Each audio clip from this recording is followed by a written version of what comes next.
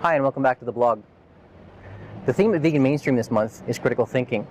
So I thought for the video blog I'd seek out a professor of philosophy who could talk about critical thinking better than I could. And I'm quite happy to say that I found Dr. David Steibel. David Steibel is somewhat unique among philosophers. He's focused his entire philosophical career on studying and teaching about the ethics behind the treatment of animals. He's a vegan and an activist, and he spent some time with me talking about critical thinking and how it relates to becoming vegan. So here's what he had to say.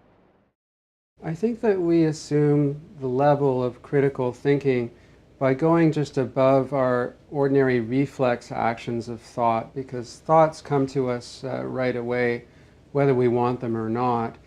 And with critical thinking, you're taking a step back and you're actually choosing what your response will be.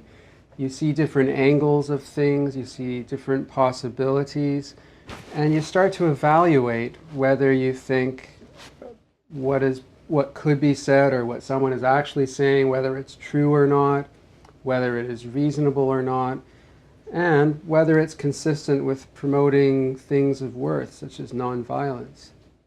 Good reasoning always starts from statements that are true, and critical thinkers will evaluate whether a statement is true or probable, certainly true. They'll take stock of that.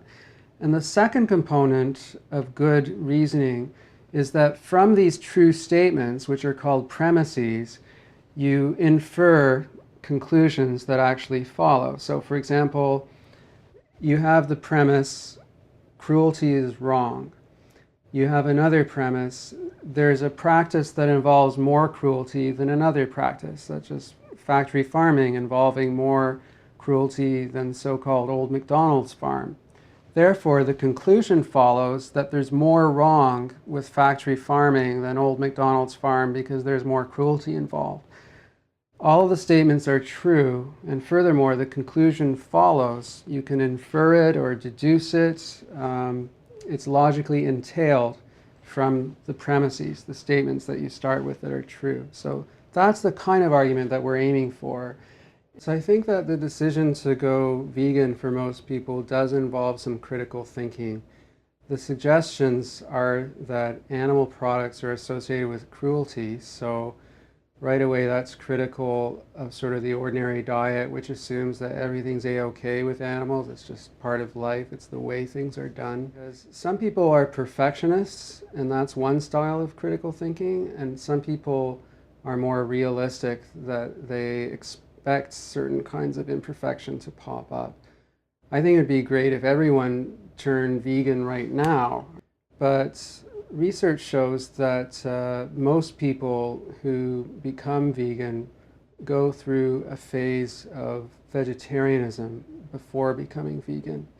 I think that in our critical thinking, it doesn't help anybody to be a perfectionist. And while the perfectionist might be tempted and wants to rush towards that perfection, that rushing will take the form of aggression and impatience. And instead of transforming people for the positive or for the better, it's going to scare people away. It's going to make people dislike vegans. It's going to make them defensive rather than receptive and open to positive change. And when you lay out the facts of, for example, factory farming, then they can not help but take notice and realize the great accumulation of cruelties involved in such practices. Anyone who thinks lucidly about the rights of mentally disabled humans cannot make good the idea that animals have no rights to be spared these horrors.